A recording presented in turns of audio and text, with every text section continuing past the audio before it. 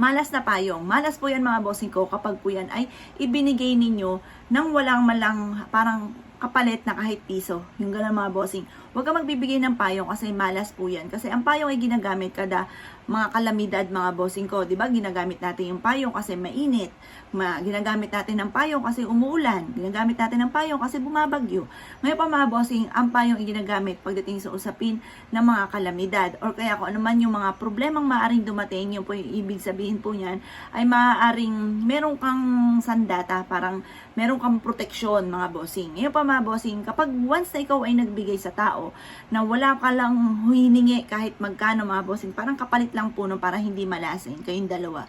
Maaaring, halimbawa, ikaw ay nagbigay, maaaring may dumating sa inyong pagsubok.